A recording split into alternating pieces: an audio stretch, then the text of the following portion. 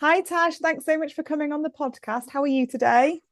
I'm good. How are you? Yeah, I'm really good. I'm so excited about this topic because I think we both agree that preventing behavior problems is almost more important than treating them. And I always say that I'd love my job to go out of business because no one has any behavior problems and we don't have to worry about them anymore.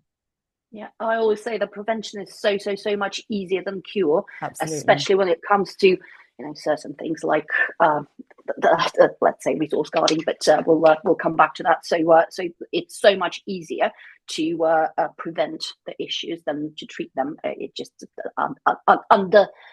underrepresented on how important it is. Yeah, absolutely. So today we're going to talk about the first kind of 16 weeks of our puppy's life. So the 8 weeks that they'll be with their breeder for, what the breeder can do to help prevent problems.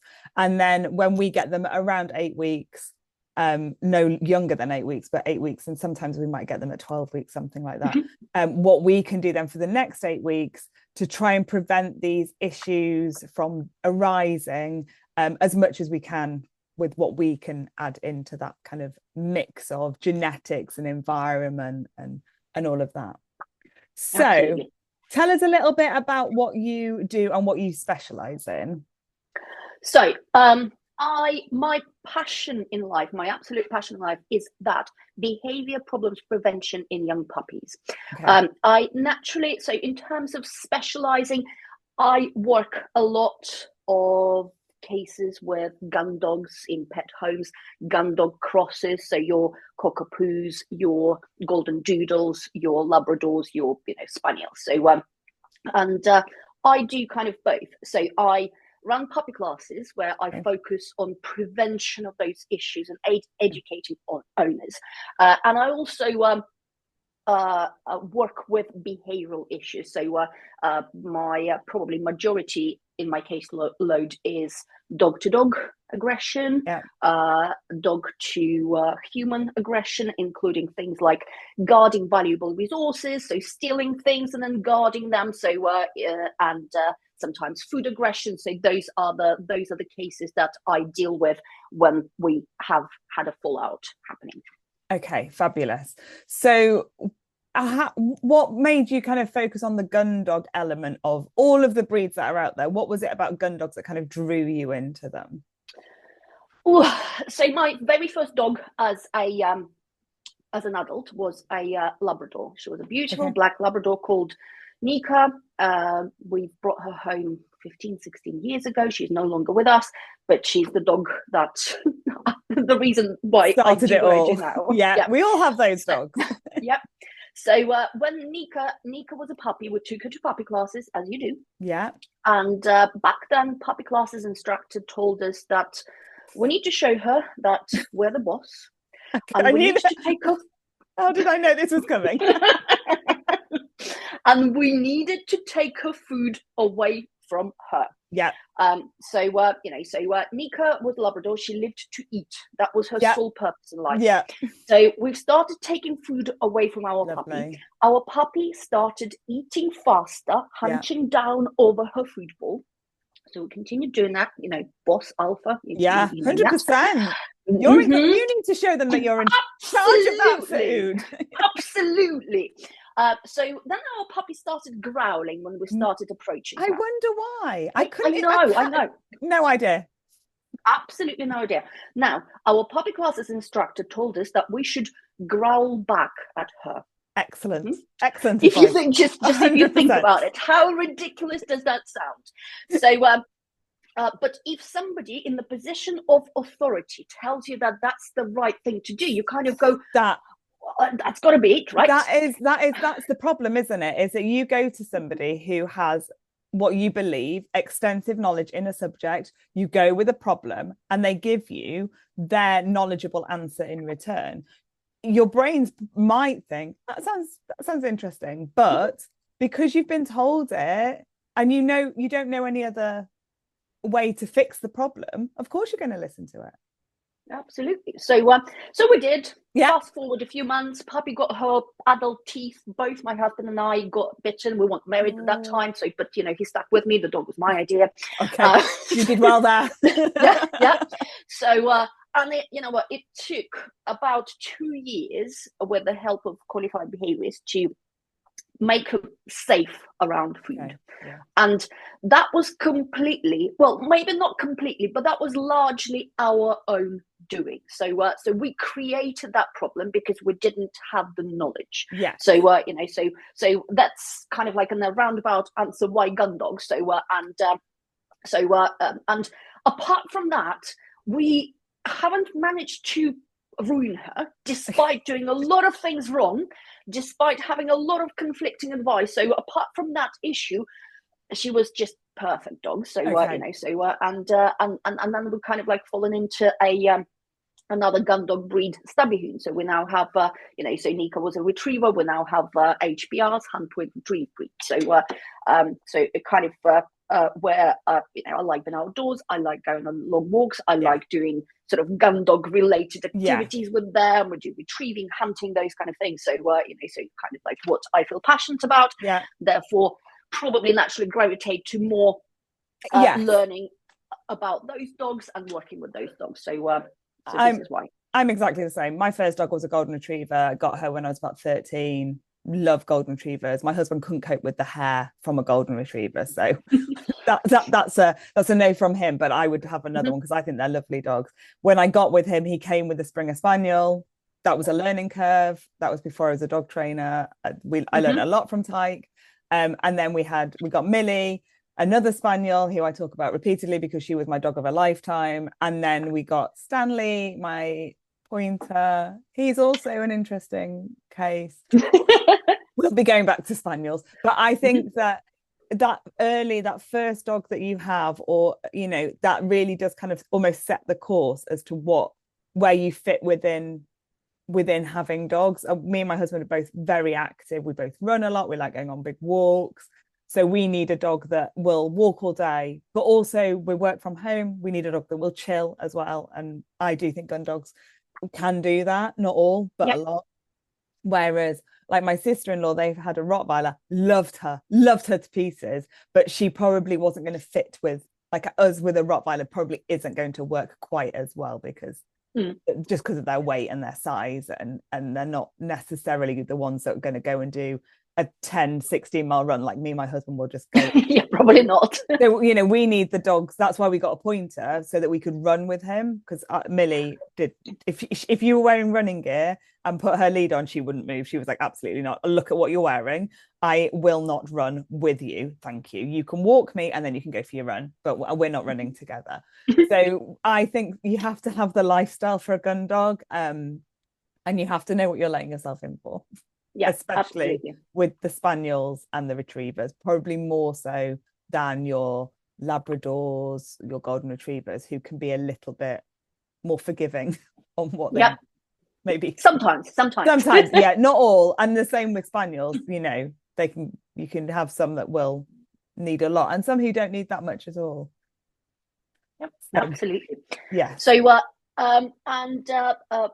back to sort of talking about my passion, and I have slightly not unique because there are a lot of people that do what I do, but I have a little bit of a insight into not just puppy development from 8 weeks when we are bringing them home, but also because I have a rare breed Stabyhoun, so and we do. It's kind of like preservation breeding, so so we want to preserve the breed. So I have bred a litter of puppies. So I had a litter of puppies from kind of like day zero, before even before conception. So, and it's always been kind of like an ambition of mine to have a puppy that I would have from kind of like, I would have all the influence onto their genetics, so doing everything right. Well, guess what? I wanted to keep a girl and I had a litter of 2 boys. So that hasn't happened. But life throws curveballs at I know, right? But just that, again, boy would not have fitted into my lifestyle. Okay. So we they have wonderful homes, but it just enabled me to understand just how important those not just early weeks of puppy's life, but things like parents' temperament, how well mum is looked after during pregnancy, sort of mum stress levels during pregnancy, what puppy's exposed to sort of early in life, those really, really important milestones. So that was a really valuable lesson for me. So I don't know if many people, okay, I think many people would know, but for some it might be a discovery, that socialization period that we talk about.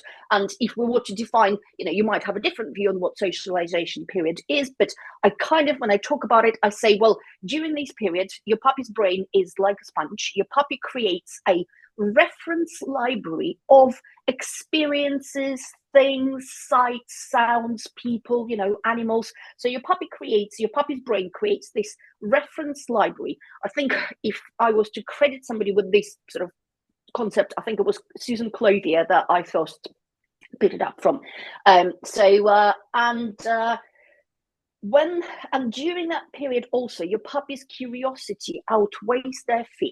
So your puppy is able to approach those things with more curiosity rather than it's easier for them to approach them, also easier for them to bounce back if the experience wasn't necessarily quite as positive. But puppy brain creates those references saying, okay, I've seen this, I didn't die, that was safe.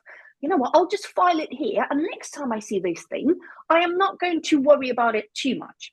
So whereas after the socialization period, puppy's brain will perceive novelty with a little bit more caution. If you think about it from the evolutionary point of view, or wild animals, you know what, I haven't seen this, I'm not going to go, oh, look, what's that? I'm going to go, you know what, approach with caution. Yeah. So this is why it's so important, and this is why we talk about it a lot.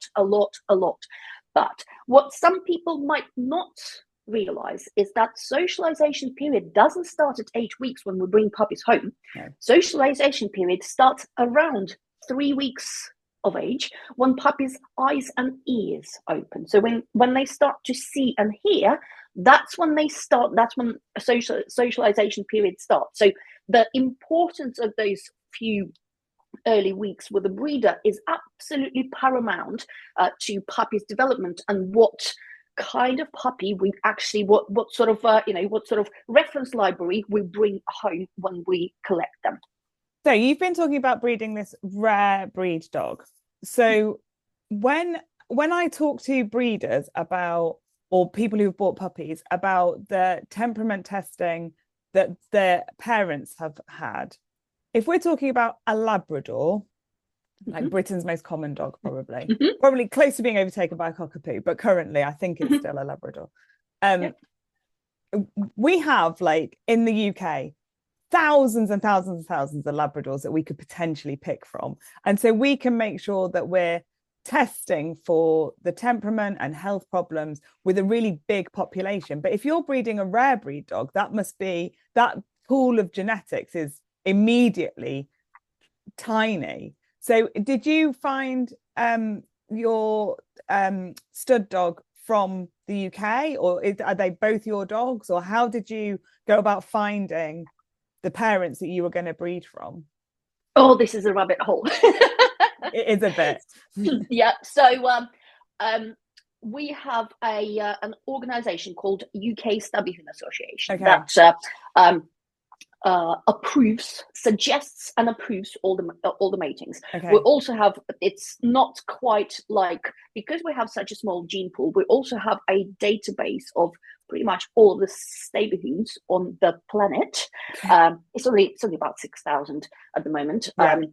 So where we could look at sort of genetics, potential matches, etc. So I have given the breeding committee my criteria. So I wanted the A, hips, 0 elbows. I wanted a sound temperament. I didn't want a stud dog with noise sensitivity. We also look at coefficient of inbreeding, which is how closely related the parents, which is important in this small gene pool. Yeah. So It's And I said important in that any I gene pool, but it's harder to find in a smaller gene pool, isn't it? absolutely, absolutely. So, so there are also some genetically influenced conditions like epilepsy is in some Okay. lines. So I wanted to avoid that. So, Yeah. so I've given them a list. Also, I wanted a working dog, so a dog Okay. that would do, because my husband is a gun dog trainer. We wanted to keep a puppy, so so I wanted a dog that worked. That was something that I had to compromise on, because my stud turned out to be the most laid back, chilled out But dog. that is a good temperament to have, but Yes, not if you're necessarily for wanting a working dog. for a pet dog. So so and it's lucky because Napa mum has drive in buckets. Okay. But the best match, and I looked at matches in Norway, looked at matches in Finland. Okay. The best match was actually found in the Netherlands. Okay. And I was very, very, very lucky that my stud owner was happy to travel to the UK. Oh, So brilliant.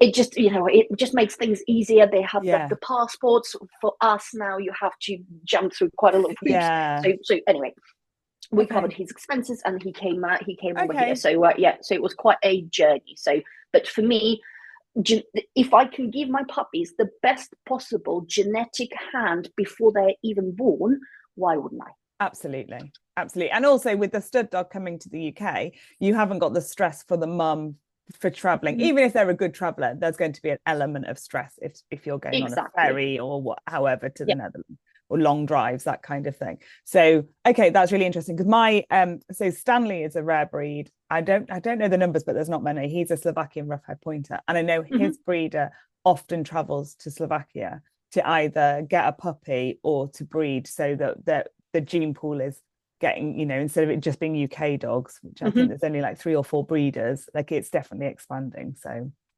that's really important. So absolutely. So on that, I also had a waiting list of actually UK Stabyhoun Association manages centralized waiting list. Okay. So puppies homes there are already potential homes that I can select That's from. good. So so I wouldn't breed if I didn't have homes to go to. I think as well, when you're looking to buy a puppy or purchase a puppy, or whatever the best word is, a lot of people don't like it but that's essentially what you're doing. You are buying a puppy, is that you should be interrogated by that breeder. I think a good breeder is choosing you as an owner slightly more than you're choosing the breeder, especially in rare breeds, because you as a buyer have less opportunities to buy. If you're buying a cockapoo or a Labrador, you could probably find one. If I wanted to buy a Labrador, I could probably get one by the end of the day if I wanted. There will be a puppy in the UK somewhere that I could get. It might not be easy. I definitely might not be the right puppy, but the volume that are being bred, I could probably by the end of the day have a Labrador puppy. Wouldn't suggest.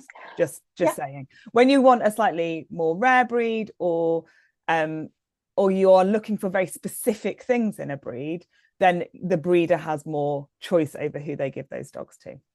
So when owners say to me, oh, the breeder like did this, I had to jump through all these hoops, I'm like, excellent, that's really good, I'm really happy about that, because they're not just if the breeder doesn't ask you for a DNA sample, walk away. If you haven't had to jump through 800 burning hoops, they're not the dog for you. The more that breeder cares, because they are breeding dogs for society, for life, rather than for profit. And that's what you are looking for in a breeder. Absolutely. And I would, at any point, again, as a responsible breeder, at any point in my puppy's life, if circumstances change, they need to be rehomed, I am the first port of call. Yes. It's in my contract that I have the first port of refusal. So from the kind of like selfish point of view, I want to make sure that those homes are absolutely perfect homes for my puppy. So there is less of a likelihood of them to be returned to me. So yeah, absolutely. I totally agree with that. And the price of the puppy should factor that in as well. Because people who go for the cheapest puppy, there is a reason for that as well. Yeah. Because as we're about to discuss, the amount of work that should go into those first 8 weeks should come at a cost, because they should be doing, the breeder should be doing as much as possible in those first 8 weeks to make sure that when you're taking that puppy home and they're being introduced into a new environment, that they are set up for that, rather than just the mums looked after the puppies for 8 weeks and now you can look after them. Yeah. So then shall we then talk about what does it take to raise a sound puppy? Yeah, because this is something that I have never done because it is too much work. I took 10 weeks off. Yeah. I took 10 weeks off. Although having said that, first 3 weeks of that were pretty much spent sitting in the whelping pen with my laptop, just looking, and I'm going, do something. Please don't die, please don't die, please don't die, Yes, please don't die. Now, they have this meme going around about sort of breeding puppies, like week 1, please don't die, please don't die, please don't die. Week 2, please don't die, please don't die, please don't die. Week 3, please do something, please do something. Week 4, oh my God, I'm keeping them all. Week 5, I am keeping them all. Week 6, okay, maybe I'll keep just one. Week 7, when are they going home again? I love it.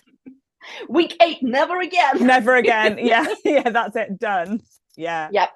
Yeah. So, but it wasn't quite like that for me. No. But so, puppies are born.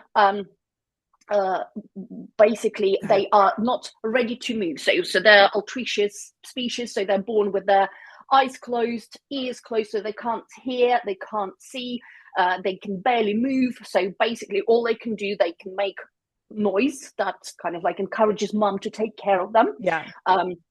Can't even bark. So squeak, don't they?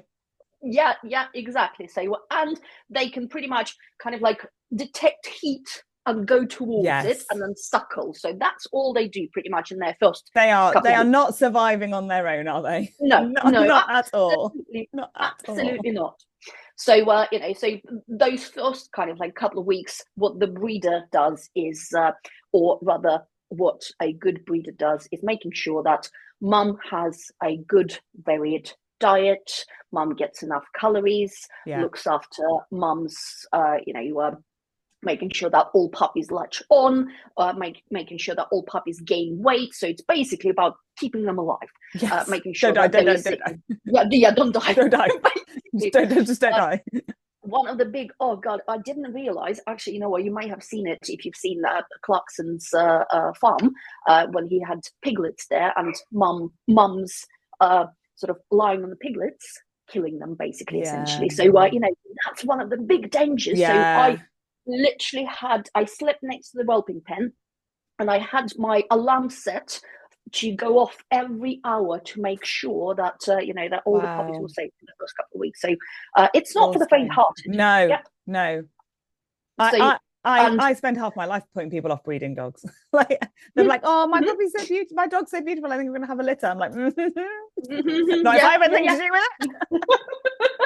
So that was quite sort of just tiring. So but not much. It's just literally taking care of mum, making sure that you check that there are no mastitis, that there are that she's healthy, we're keeping sort of your vet's number on speed dial, those kind of things.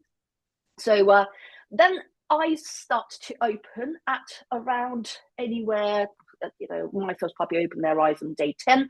Second puppy opened their eyes on day 13. So so you typically between kind of like 10 days and 2 weeks, puppy's eyes start to open. So considerations there is to make sure that the light is not too bright. So during the curtains, I had my litter in the summer, and I have my whelping pen was in the living room, and it's south facing, so I had to sort of pretty much live in semi-darkness for for a few days. Nice. And then they also then start crawling, they start moving a little bit more, but they're not quite exciting yet. But when they start moving, when they start sort of seeing things or exploring things, that's when you start introducing new, potentially tactile objects. So I've started with again. So it's not just I'm jumping ahead. When I talk in puppy classes about puppy socialization, and I say we perceive socialization as puppies playing with other puppies, but it's so much more than that. It's different surfaces, different textures. So so at that stage, we've started introducing kind of like different objects. So, crinkly packaging from from baby wipes that I would use. A large plush toy so they can explore that. So so those things, again, starting to introduce maybe different types of bedding, different surfaces, so they get used to it. Then the next big thing that happens is their ears open. So that typically happens around, we loosely say, about 3 weeks time. So how do we know?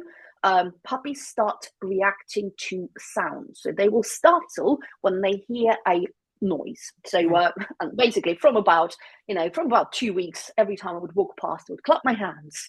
I was like, nothing. Clap my hands, nothing.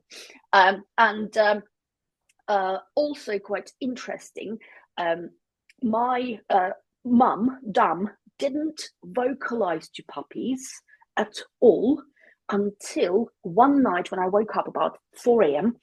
It was summer, so I could see already. And she was lying with her head in a whelping pen. Puppies were about 3 weeks, her body out. And she was kind of like chatting to them. I don't want to make funny noises, but, sort of kind of like a soft growl, a little bit of a bark, a little bit of a whimper. So, and I was like, I think they're going to open their ears today, or they started hearing. And that morning, I have noticed that they started reacting to noise.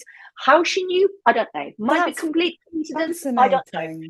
But that was just, for me, that was one of the sort of cutest moments in that litter upbringing. That's so interesting. I wonder, yeah.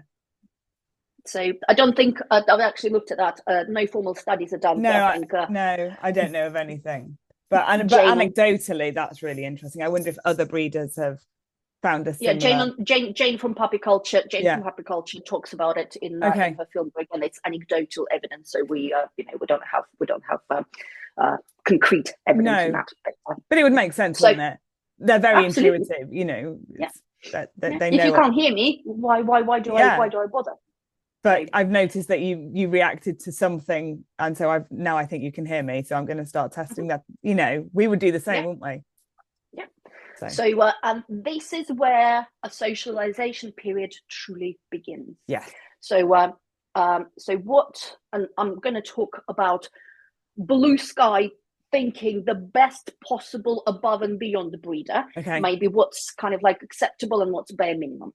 Okay. Now, bare minimum, keeping the whelping area clean, making sure that that really is a bare minimum, isn't it? Yeah, but the number of puppies that are not kept in a clean environment because mum should clean it up is truly astounding. So, and the amount of people that come to me saying, "Oh, and now I'm asking, what was the breeder's environment? Oh, it was great. The kennels were really clean and warm. Outside kennels." And and what else? Nothing. Did puppies have any choice? No, they played with each other. Great. So how do puppies learn what to bite? Anyway, we'll come back to that. So bare minimum, keeping the nest clean. The next best thing, adding sort of toys at least to the sort of novelty items to the pen. And I wanted to make sure that my puppies had at least one new experience or object or something a day.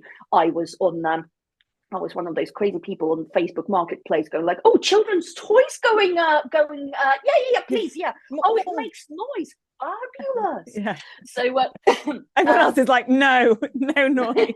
Make it stop.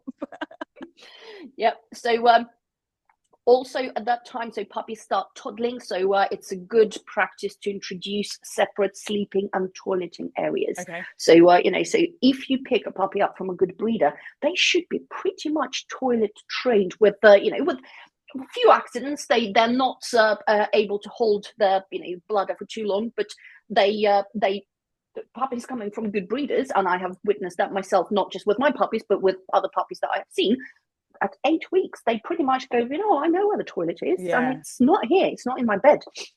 So introducing separate areas to for sleeping and toileting. So and they're quite distinct. So I would have a bumper bed, so something that's sort of easy for puppies to differentiate that this is the sleeping area. I go up a little bit versus starting with maybe puppy pads or litter trays where this is where the toilet is.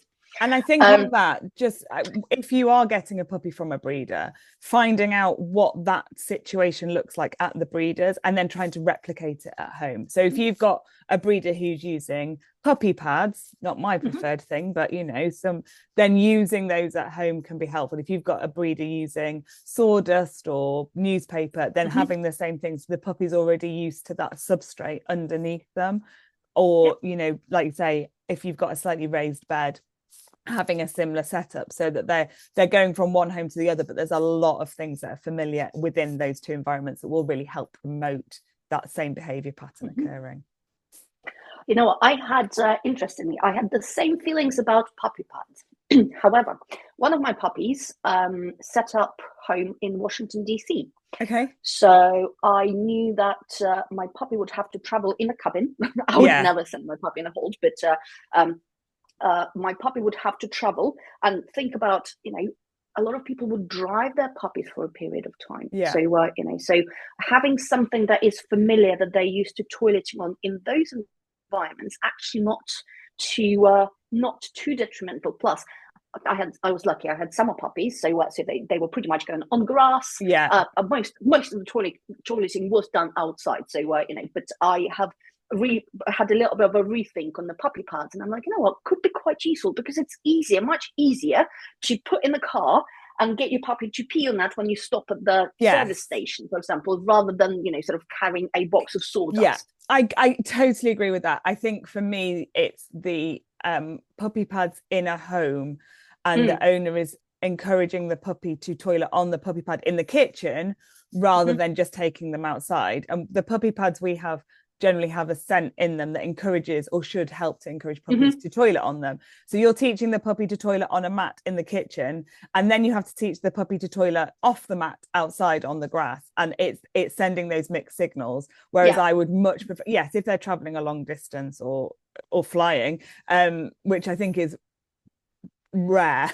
I don't know many puppies who have flown transatlantic. But driving for a few hours, where puppies likely to be awake, so might need a toilet. So so just having something familiar. But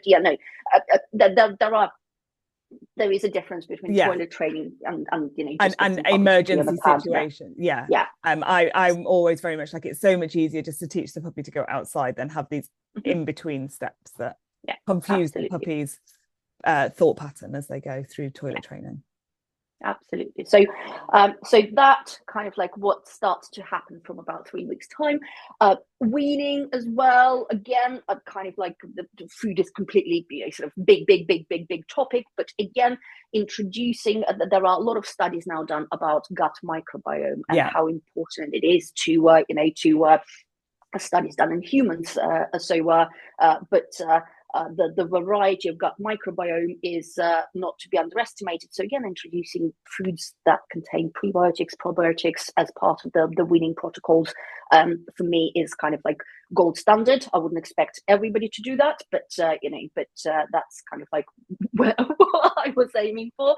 So what would you include then? What kind of foods would you include that would promote that? Okay, so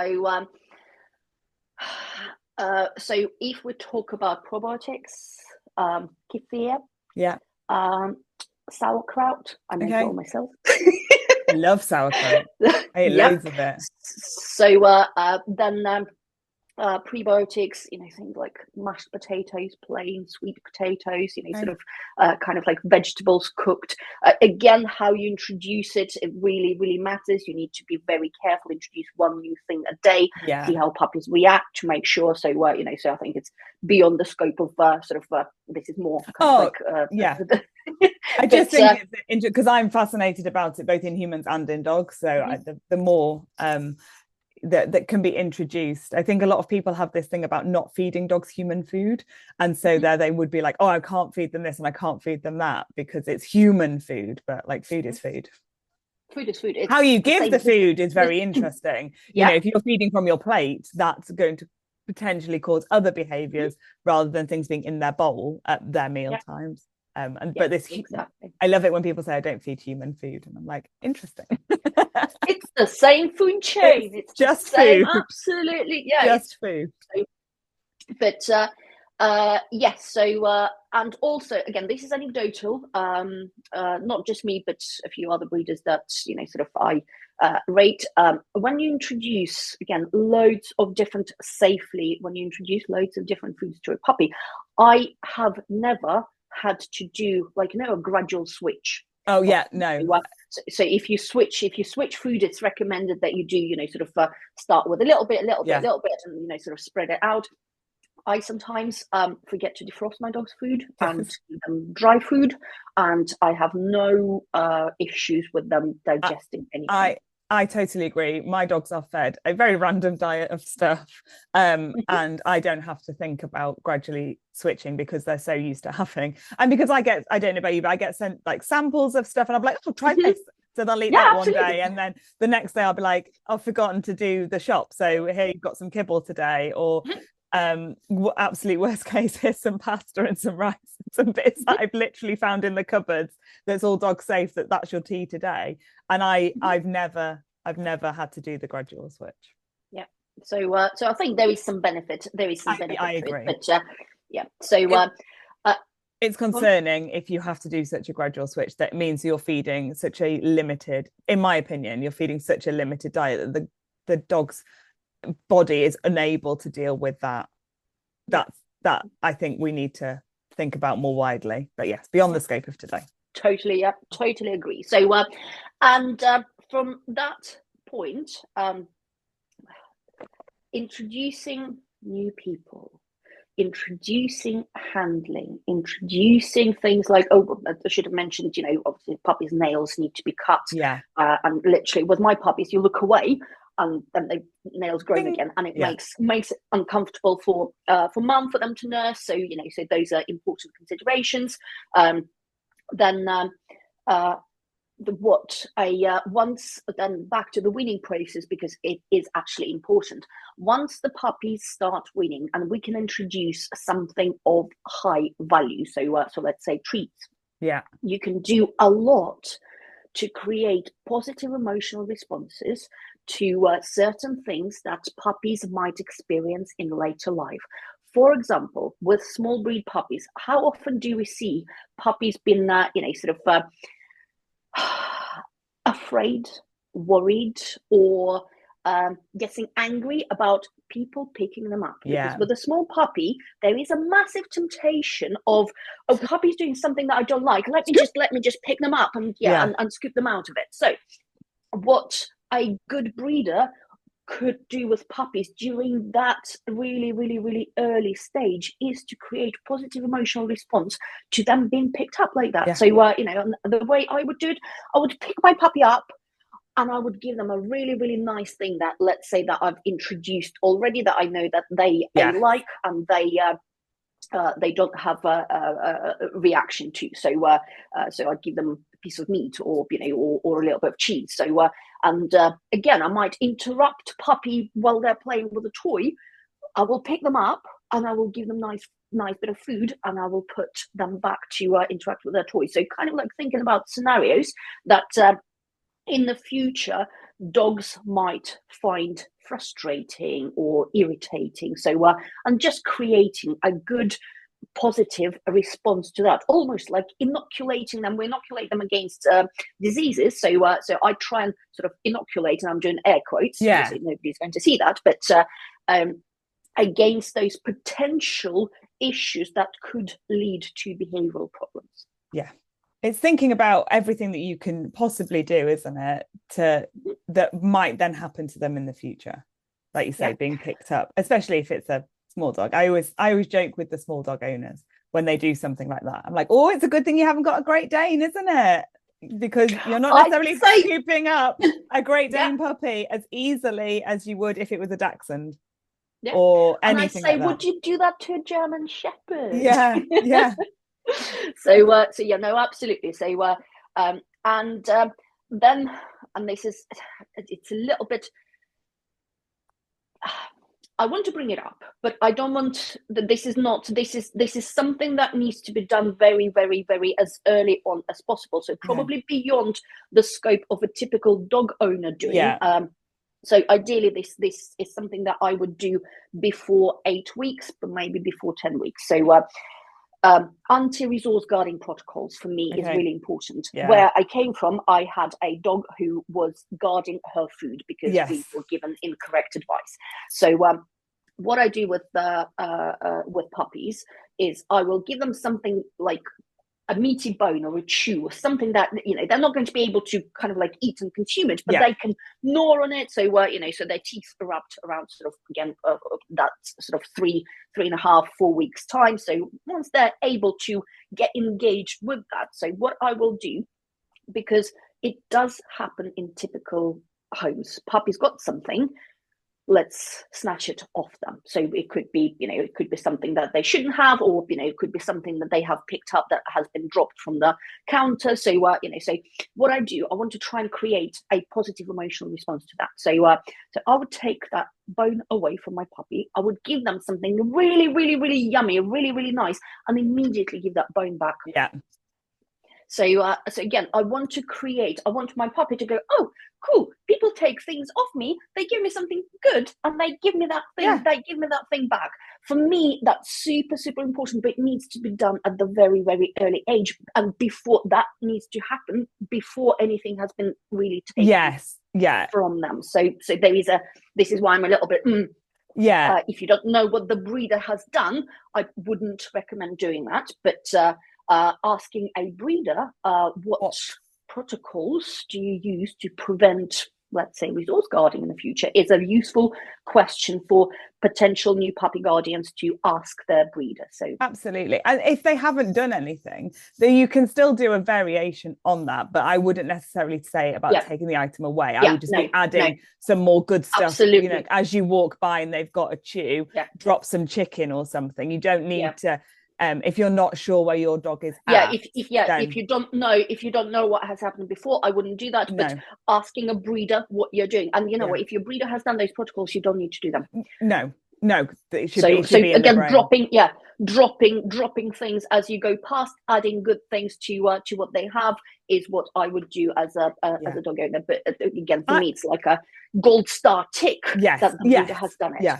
I do like Stanley's 5, and I'll quite often add stuff to his bowl as he's eating, just to reinforce, like, even years and years later, I'll still be like, it's still good when I do this. Like, it's still like, because we have a 10-year-old child as well. I always think when there's children around, she would never, I could never imagine a scenario that she would even go near a dog when they were eating or anything like that, because that's how we are in our house. Like, when I'm eating, no one takes my food. When the dogs are eating, no one takes their food either. You know, that's how it goes. But just to reinforce it over and over and over again, because with guarding, it only takes one bad experience, isn't it? And it can really, especially in the gun dogs who love food and love things in their mouth. That mouth feel of like something in their mouth is so reinforcing for them that as soon as you start to take things away, that's, I think, more negative to a gun dog than it would be to a terrier, or a terrier who has been bred to shake and kill and spit it out. I have a lot less issues with that versus gun dogs that like possession. And you know what, this is something that we can when puppy comes home at 8 weeks, this is something that will but I'm sort of at around 4 or 5 weeks now. So other things that I would absolutely want my breeder to do: introduce puppies to car travel. Yes. The amount of times, first time puppies go in the car, they go to a vet, where they get injected with needles, where they get microchip put in. It's a big needle. That's a chunky piece of kit. So puppy's first experience in the car, I'm going to this horrible place where I'm going to, don't get me wrong, vets are amazing. Vets are, but think about fundamentally experience. So, and if I can, again, it depends on where in the country you are, what's the, sort of what's the parvo situation is. And actually before my puppies were even born, I have spoken to my vet and asked, what's the parvo situation in our area? When did you last see a case? She said, in our practice, we haven't seen one for about 2 years. So it's like, what, I can, it doesn't mean that I can be really totally relaxed about it, but I might be a little bit more, taking a little bit more risks where they have a big benefit for my puppies than, let's say, somebody who is lives in sort of parvo reach area. So so even taking puppies, I have taken my puppies to the vets for just a cuddles with a nurse before they had to go for their jabs and their microchips. So car travel is paramount. So so especially if might be less so if you live, I don't know, in central London, you don't drive and you go over on foot. But most puppies would have to travel in a car. So, it's really, really important. And again, making it a nice and positive experience. First time my puppies went in the car, they were together with mum.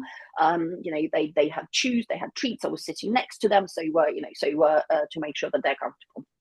So, other things that usually, typically at that stage, puppies do get introduced to people because the breeder will at least have visiting families to meet the puppies.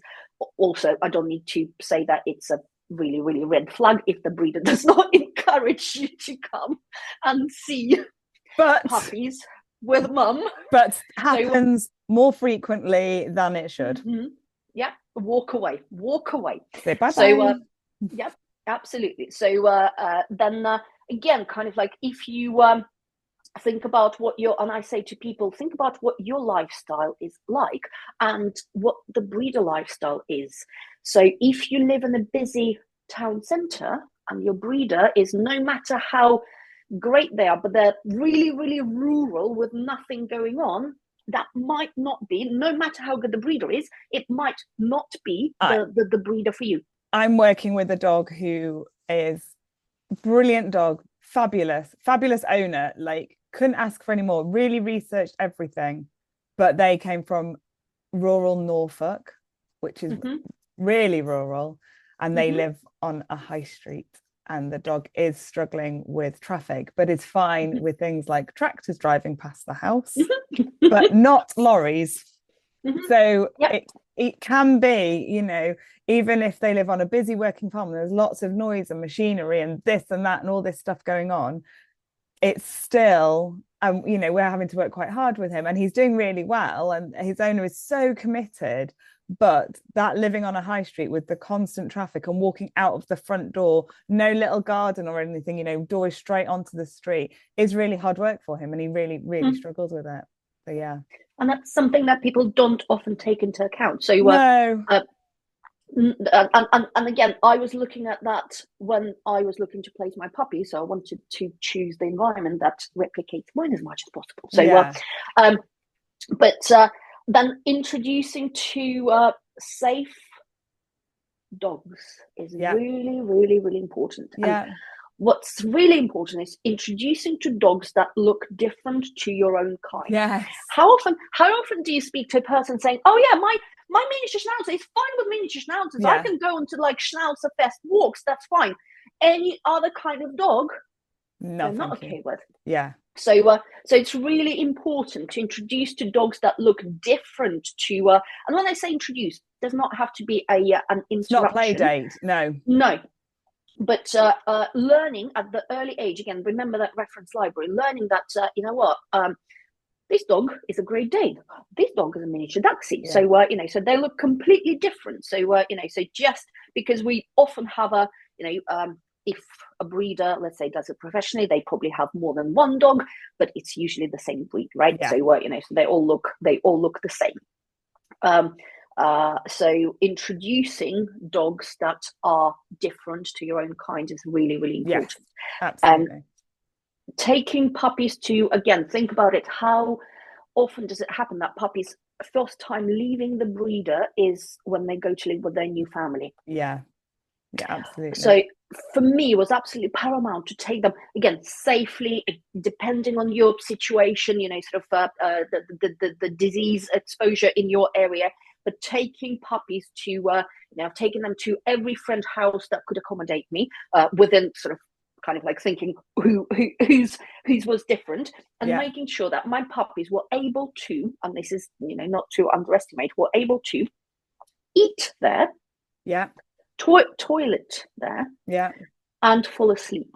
So it wasn't just an exposure to a new environment.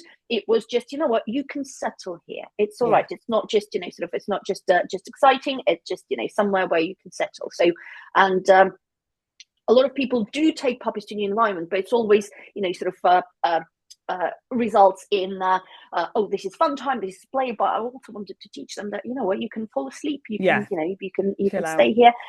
Yeah, and also before, if you think about it, when puppies were coming to that 8 weeks, when puppies go to their new homes, but sleeping on their own. So if you think about it,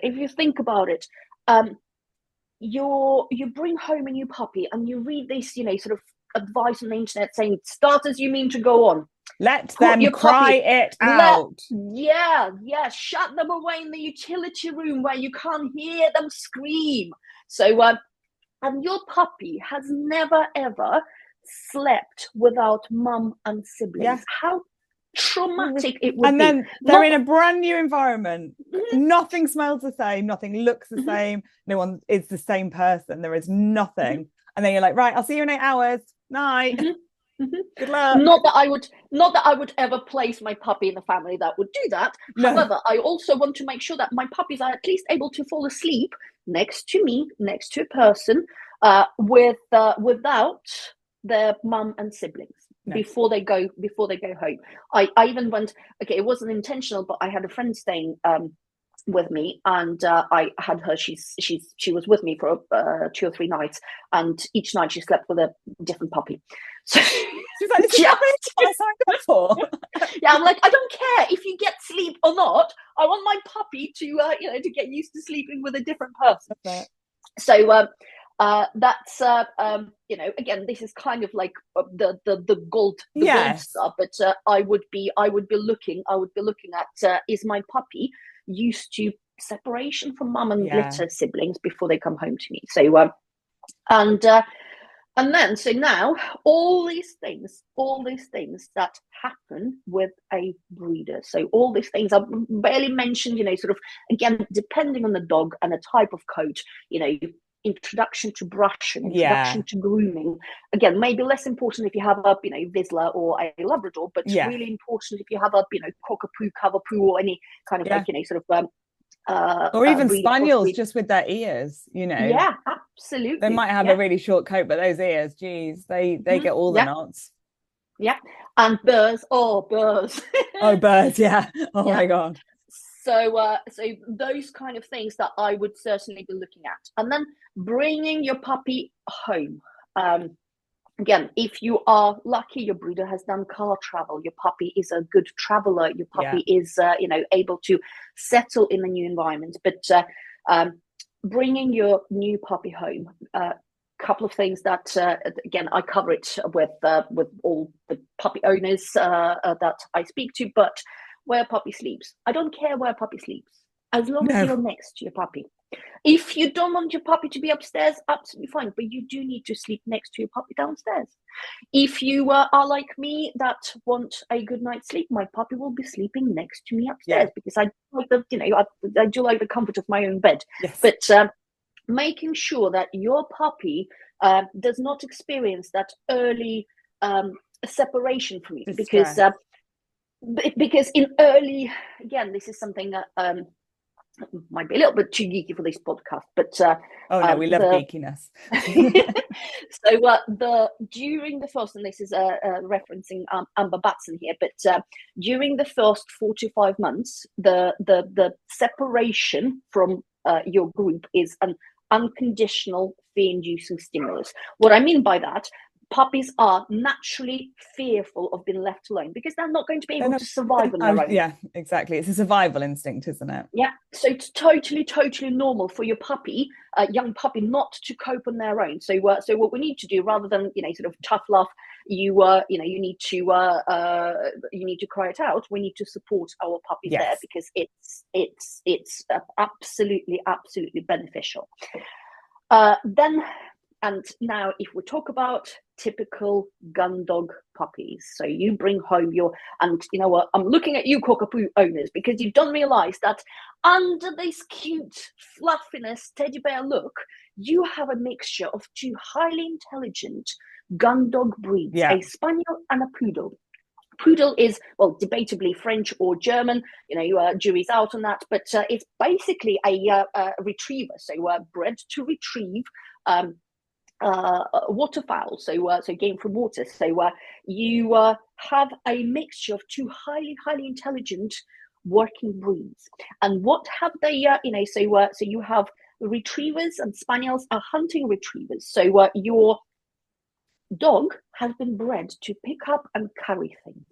So first thing we do, we bring this puppy home, and puppy goes, oh, look, a shoe. Oh, look, mine. I don't know. Carry what? I want to carry it. Absolutely. Yeah, I want to pick it up and carry it. And what do we do with our puppy? We go, no, you can't have that. That's my shoe. Absolutely. How does puppy know? It doesn't. So one of my very, very, very first, and typically, and what do we do when puppy picks up one of their own toys? Nothing. Oh, nothing. I thought you meant like no. We just go, oh, they're busy. They're entertaining themselves. So I'm not going to react to that. That's great. Puppies playing. Puppies entertaining themselves. Whereas when puppy picks up a shoe, dirty tissue, you name it, we go, oh, no, puppy, you can't have that. So what does puppy learn? When I play with my own toys, humans don't pay attention to me. Whereas when I pick up something that is, not my own toy, doesn't matter. And probably smells better as well, a shoe, compared to a brand new soft toy.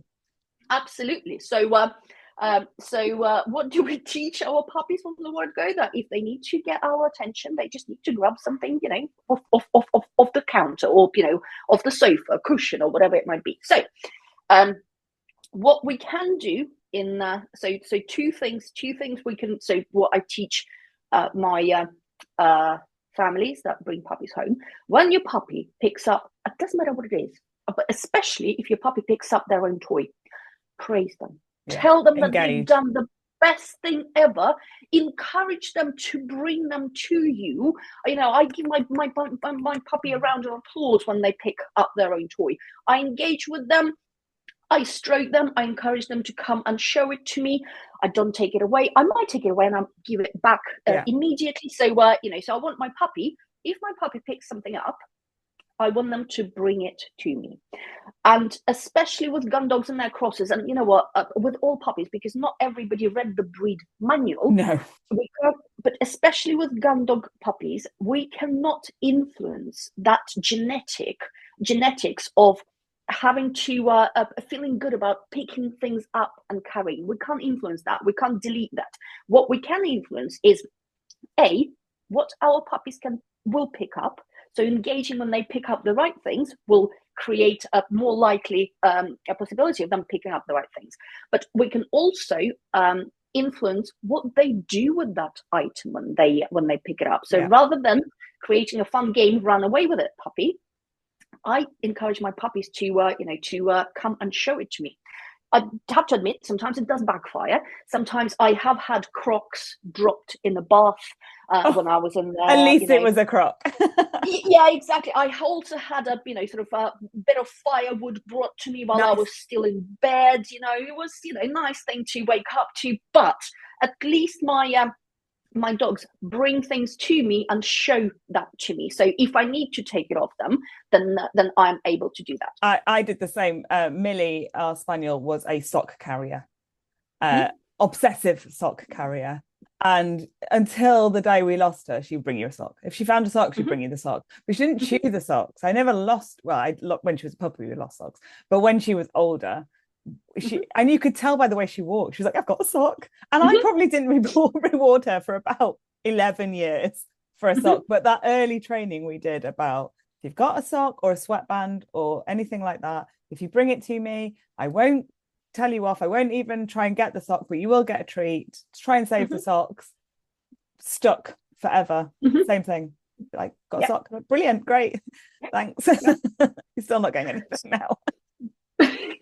But again, and that's what I say to people. How does a dog know? How does your puppy know what's theirs, what's not? Yeah. They don't. They have access to it, you know, but it's potentially theirs. If you don't want them to have it, you need to manage that yourself. Yeah, absolutely. That's not your dog's problem. Yeah. So, but when your dog does pick something up, how do they know? So what happens quite often, our puppy picks something up that we perceive as dangerous, right? So let's say a stone in the garden. I don't want my puppies to pick up stones, but what we do immediately, we'll go, what you got, puppy? Let me take straight in their mouth. Yeah. So what does puppy learn? Puppy learns, oh, when I have something, my humans might try and chase me. So we either create a really fun game of keep away. Puppy is a lot more likely to swallow that stone if we are trying to do that. We immediately add value to that object. Becomes very valuable. They must really want it. Look how hard they're trying to get it off me. This stone must be the best stone ever. So and quite often we create this chain when we try and stop puppies from picking something up. Not to say, again, I do not want my puppy to pick up stones, and you have probably dealt with stone eaters. Sticks are a big one for this, aren't they? People do not want their dogs to have sticks, and they create the very valuable sticks out there. Absolutely. So and my approach, come and show. Will help, but also rather than creating a focal point on that thing that you have, the amount of things that I have traded for a blade of grass, I go, oh, you know what, you've got that stone, look what I've got. I don't want it. I've got a leaf. Got this blade of grass. Absolutely. So so rather than when my puppy picks something up, I sort of take a deep breath and do a very, very quick risk assessment. Is it valuable or expensive to replace, or is it going to harm my puppy? If it's neither, I am not going to react. But if it's either, then I still have, in the typical home, you're not going to have something that will kill your puppy immediately if consumed. So you still have a few seconds to react.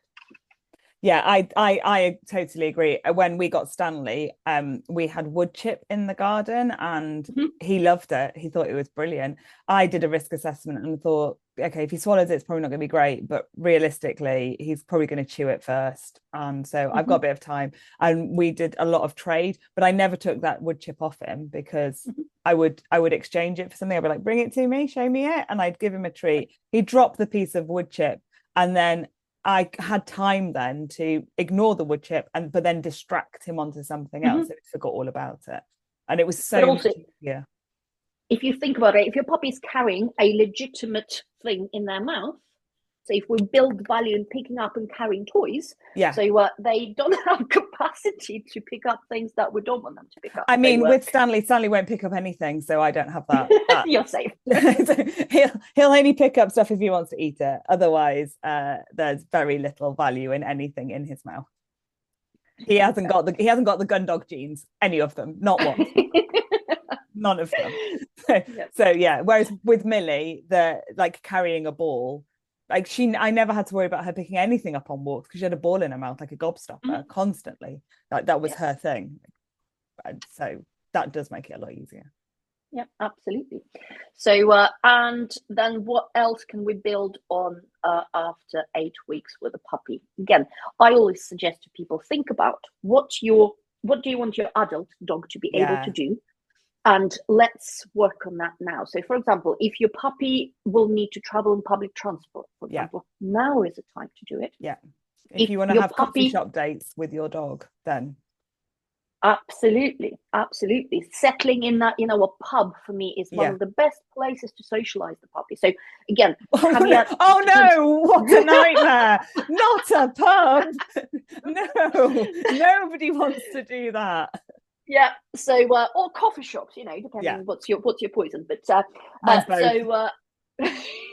coffee shops in the day, pubs at night. Yeah.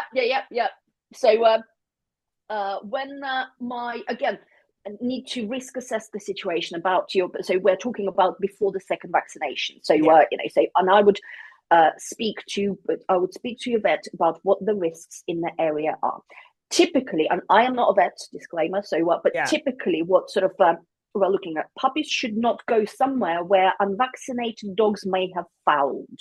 Yeah. So and pretty much you would be really, really embarrassed if your dog had a poo in the middle of the pub. So for me, pub is inside is quite a safe-ish spot. Yes, and also other dogs that go to pubs and coffee shops generally have to have a level of behavior that makes them suitable for that environment. So you're not necessarily going to get the most aggressive dogs in there or the most reactive dogs in any way, because you wouldn't take that kind of, most people, because I know there are some that do, but most people wouldn't take that kind of dog into that environment. So not only is it safe from a veterinary point of view, but it's generally quite a behavior safe point of view too. Yeah, and again, I would set my puppy up for what do I want them to do as an adult. And again, we kind of like, this is back to my Labrador 15, 16 years ago. We were told socialize. Take them everywhere. Everyone must love your dog. Yeah, she needs to meet 100 people a week. If you haven't met that quota by Sunday, go out and just approach random strangers. So stroke my puppy. Yeah, love them. Look how adorable she is.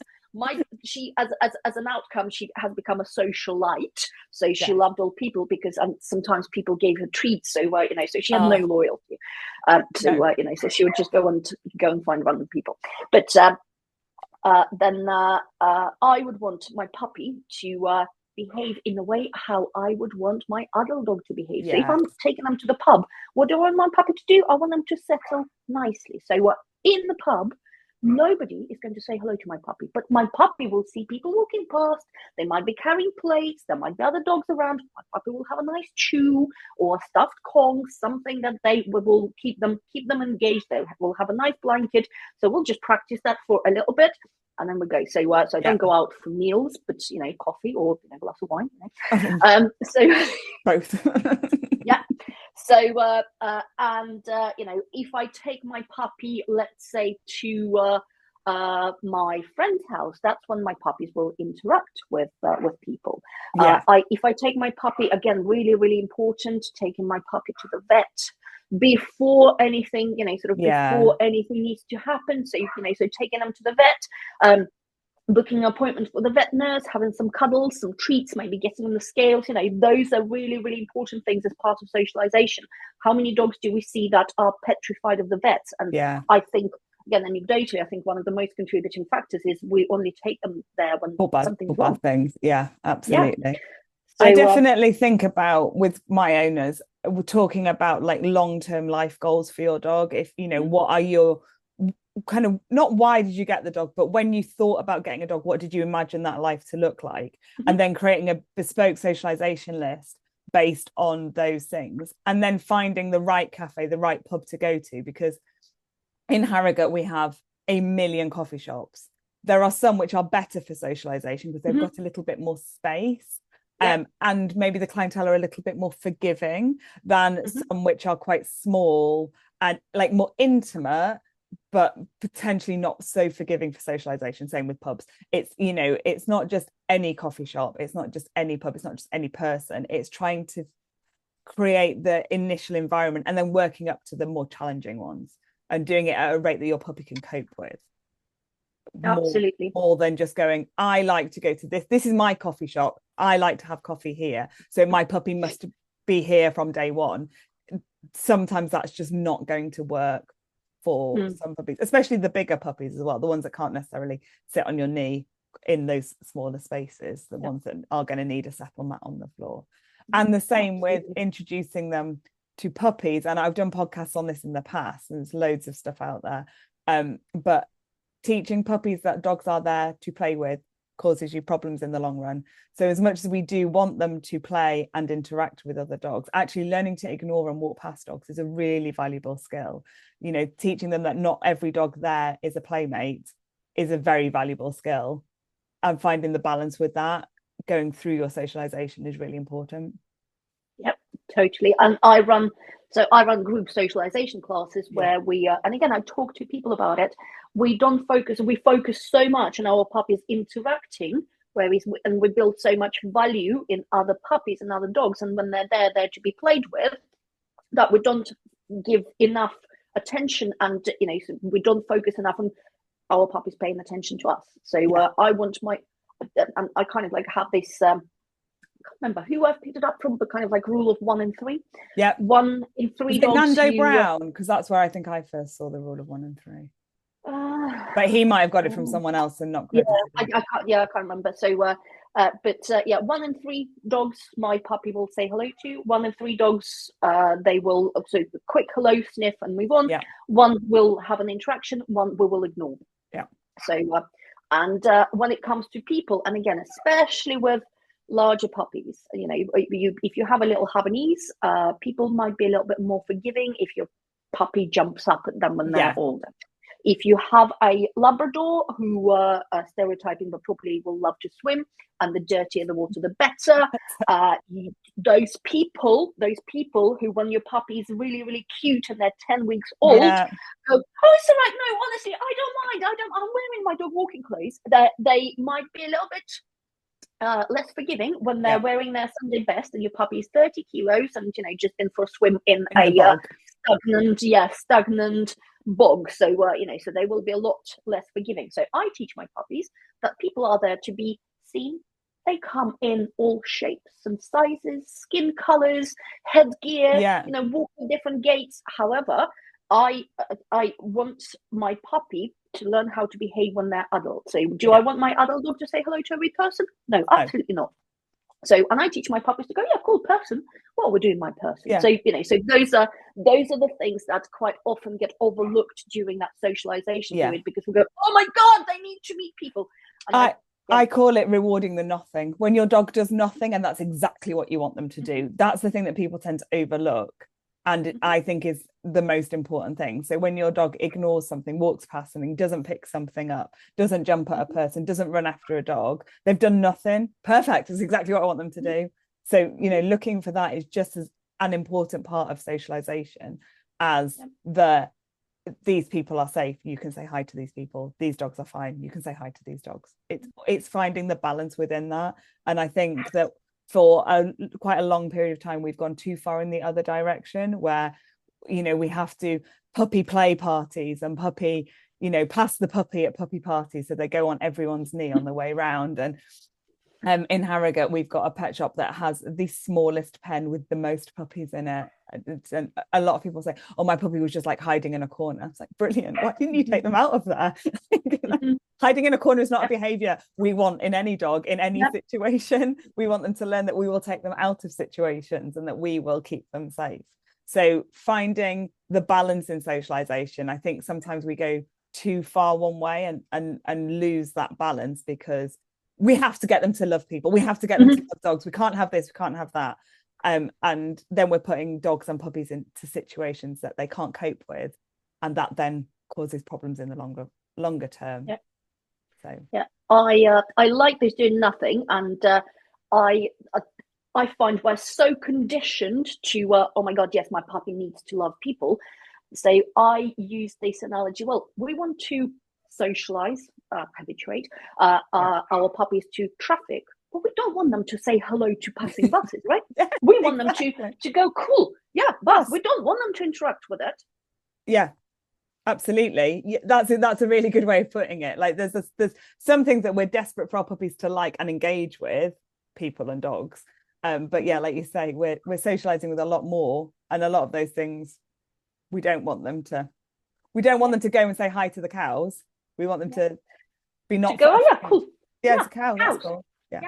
And I think it's also quite challenging for especially new puppy guardians, where, "Oh my god, your puppy's so cute, can I say hello?" And we feel socially awkward saying no. And I always go, right, okay, again, I do an assessment. Will this benefit my puppy? If this will not benefit my puppy, and again, saying hello to strangers out on walks, people waiting for a bus at a bus stop, neighbor from 38 doors down the road, is not going to benefit my puppy, because No. my puppy is either going to get overwhelmed with people towering over them, or my puppy will go, great, people are so much Person. fun. So Yeah. yay, person.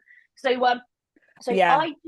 I kind of like try and practice before I even go out with my puppy to say, no, thank you, we're training with a polite smile, so I don't want to be confrontational, but I don't, if this doesn't benefit my puppy, not going And to happen. all those people you just listed, you're never going to see them again. Like that Exactly. person in the cafe that comes over and wants to say hi to your puppy, you're probably never going to see them again, or you're not going to become best friends with them. You know, like these people are, you can say no thank you, and that's not going to impact you or them later on, but it might impact your puppy. Whereas the people you are more bothered about their opinion of, your friends, your family, very close neighbors, that kind of person, they are going to need to interact with your puppy, so you can manage those interactions better as well. And you have more influence over those people.